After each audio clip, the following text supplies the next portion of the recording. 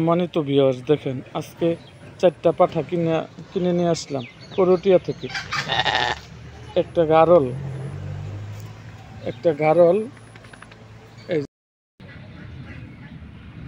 একটি গারল ভেড়া আনেছি। দেখেন 4টা ভেড়া 35,000 টাকা দিয়ে কিনে এনেছি। এই দেখেন